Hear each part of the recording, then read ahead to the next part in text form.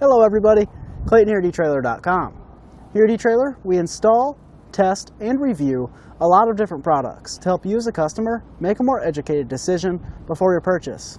Today, we're going to be working on a 2019 Chevy Spark. We're going to be taking a look at, and I'll be walking you through how to install the Roadmaster Direct Connect baseplate kit with removable arms. Our baseplate is going to be that key connection point between our towed vehicle and our tow bar. Our baseplate bolts right up to our frame, so it's going to be a really strong connection for whenever we're flat towing our vehicle. The components of our flat towing setup consist of our tow bar. This is going to connect our motorhome to the baseplate on our towed vehicle. We're also going to have our baseplate, and this is going to connect the tow bar to the vehicle. This attaches to the frame, giving you a good strong connection. We're also going to have our diode wiring. This is going to give us all those necessary lighting functions that we need to travel safely. We're going to have our supplemental braking system. This is going to be required by law in most states, but this is just going to apply the brakes in our towed vehicle to bring the whole unit as a whole to a safe stop. We're also going to have our safety cables. We're going to have our brake light switch and our battery disconnect. And this is what everything is going to look like hooked up. And my favorite part about having the removable arms is whenever you're not flat towing, it looks really clean. So we're just going to remove our pins in one of our tow bar arms. Then to remove the arm, you pull out on this, twist it 90 degrees, and pull it out. And as you can see, where our arm slides into is actually behind our fascia, so it looks nice and clean for everyday use. And then adding your arm to your base plate is going to be just as simple. Slide it in with the silver tab facing up, let that compress, turn it 90 degrees till you hear it click and lock. You can shake it and make sure it's not going anywhere. And we'll grab our tow bar arm, lift that into place, slide our pin through, and add our retaining clip on the other side. Our base plate is going to be constructed out of steel, so it's going to be nice and strong for a really long time. And it has a really nice black powder coat finish to help resist rust and corrosion as well. So not only is it going to work well, it's also going to look nice for a long time. Right here is going to be our safety chain tabs. I really like how they look whenever we're not flat towing and our safety chains are off. It looks nice and clean. It doesn't really protrude too far from the front of our fascia. But when we are ready to flat tow, simply just slide your safety chain hook on and you're ready to hit the road. And then moving over to our wiring, you're not going to get this option with a lot of different base plates, but this actually has pre-welded arms for your wiring, so you're not going to have to grab any extra parts. Simply just bolt it on and you're ready to hit the road. Then we also have another tab welded on for our breakaway switch, so you're not going to have to pick up another bracket. Simply just bolt it on and you're ready to hit the road. Personally, I think that's the best feature of this base plate. And honestly, this base plate is pretty awesome. I've always liked Roadmaster's products. They fit really well every time, so it's definitely something that's dependable. I really like how they look, and I like the removable arms. It just makes life a whole lot easier whenever you're not flat towing, but still really simple whenever you're ready to flat tow. And in terms of installation, getting our base plate installed isn't too bad at all. There's no welding, there's only minor drilling. Really the hardest part is going to be taking our fascia off. And with that being said, we can head in the shop and I'll show you how to get it installed now. To start our installation, we need to pop our hood. We're going to have two 10mm bolts to remove on each side.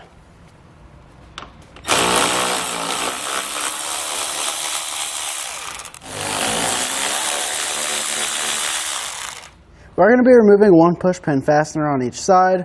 We're going to use a trim panel tool to do so. Just want to go under that plastic lip, kind of pry it up a little bit. And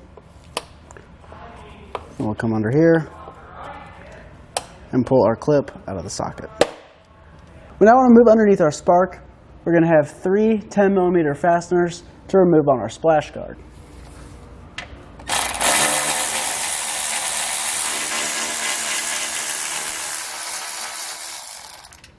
Moving underneath of our splash guard, we're going to have four 7mm bolts to remove on each side.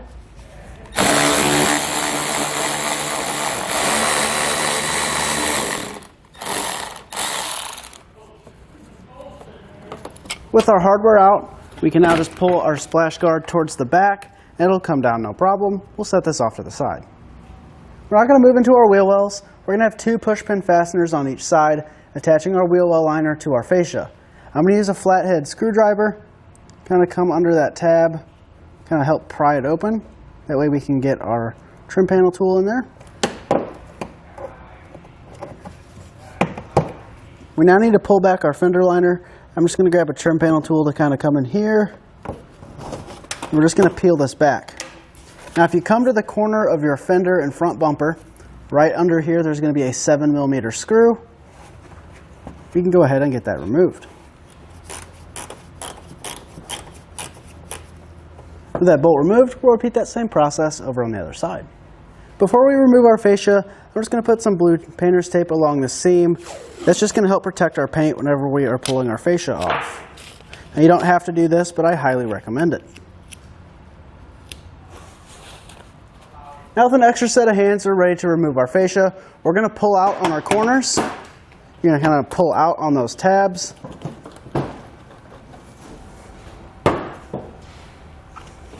You're going to start at this corner and kind of work your way up, pulling out and up. Now with all of our tabs unclipped, you just want to pull out on our fascia. And then if you do have any wiring for your fog lights, you'll want to disconnect that now. To disconnect that, you'll pull back on this red tab, press down on the button, and we can lift our fascia off and set it off to the side. We're now going to be removing 8 push pin fasteners. We're going to be doing this using our trim panel tool. We're just going to take them off of our air dam where they connect to our core support and our bumper beam. With our push pins removed, we can lift our plastic air dam out of the way. We're now going to be removing 3 13mm bolts.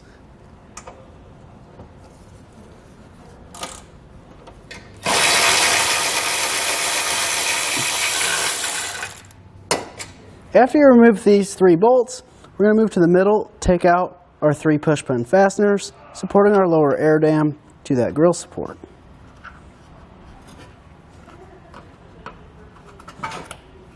We're now going to remove those same 3 bolts on the driver's side, but make sure that you're holding on to that support so it doesn't fall.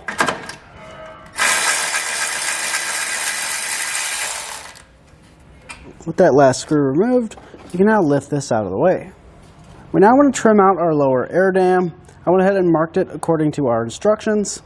We're going to be cutting this portion out. I'm going to use this using a combination of this utility knife and a pair of tin snips. We can now let this support itself. Since our ambient temperature wire is snapped into this plastic panel, it's fine just hanging out there for a minute. But now I want to remove a couple push pins supporting what's left of our air dam. We're going to take our trim panel tool and pop our wire out of the back of our air dam. Now we need to remove 4 13mm bolts supporting our bumper beam to the frame. We're going to have 2 on the outside here and 2 on the inside of these holes. We're going to be removing the same 4 bolts over on the driver's side. You do want to make sure to hold on to it so you don't drop your bumper beam. Then we can just lift that off and set it off to the side. On the back of our horn, we need to remove a 13mm nut that supports it to the frame rail.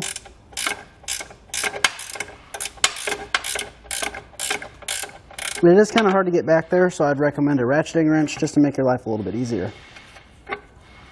With that nut removed, we can slide our horn off and just let it hang. If you come to the side of the frame rail, you're going to see these 2 pre-drilled holes. We're actually going to be enlarging these to a 1/2 inch. Now you do want to keep in mind on the back side, we're going to have to go through both sides of our frame. So it's going to be a good idea to put a piece of wood or block or anything really behind here to protect you from drilling into your radiator or any lines. That's a good idea to do this on both sides. We now have our 1/2 inch holes drilled.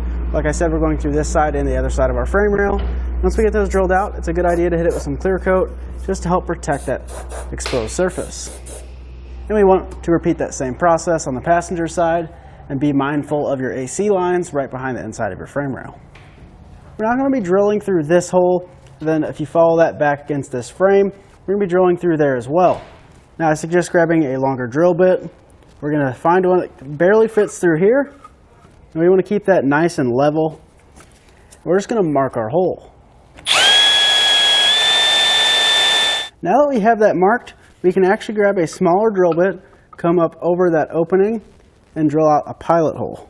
Now that we have our pilot hole drilled, we can come back with that first drill bit and open that up the rest of the way.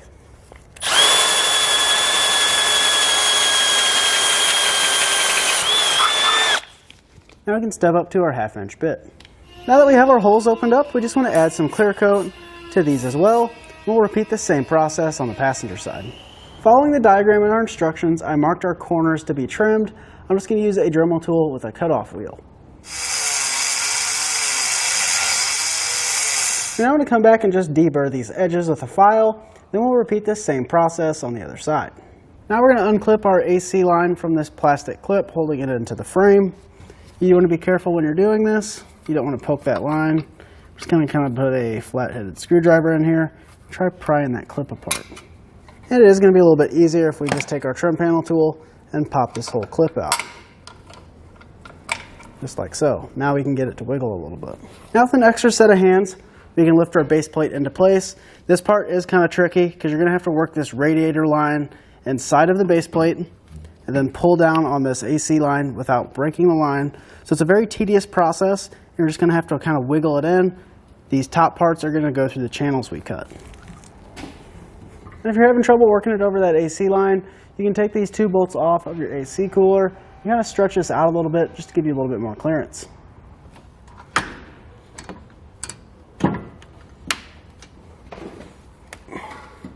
We're going to be adding red Loctite to all of our hardware.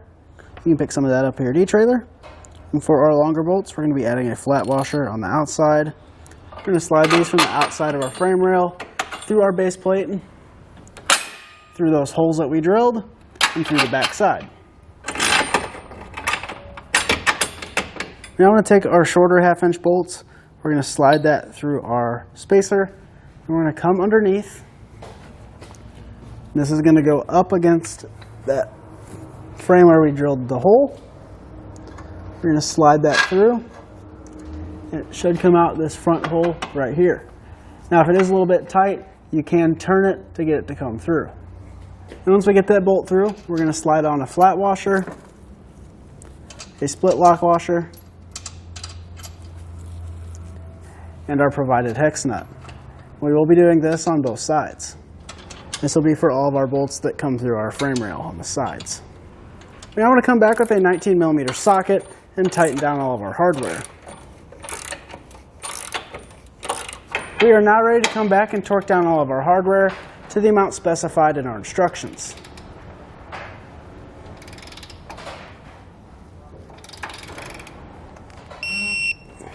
We now want to reinstall our grill guard and our horn. I installed the grill guard and the horn in the reverse order. Then I unplugged the ambient temperature sensor and ran it behind our base plate. And we just reinstalled the bumper beam and the front air dam in the reverse order we took it apart. As far as getting our base plate installed, we are almost done. All we have left to do is to trim our fascia.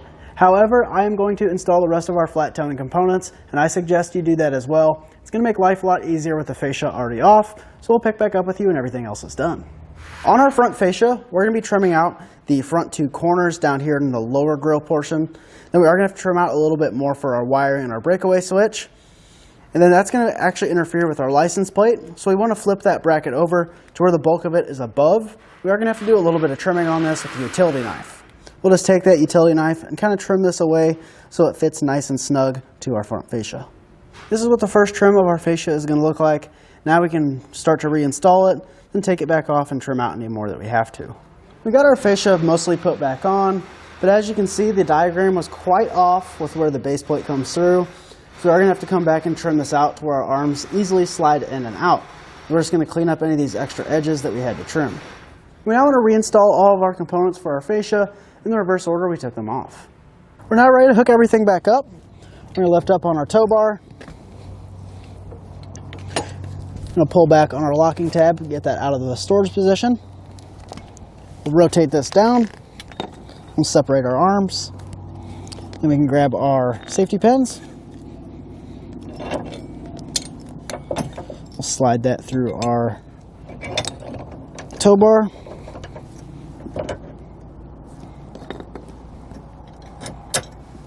We'll add our safety chain cable, our diode wiring, our breakaway switch cable, and our other pin and safety chain for the other side.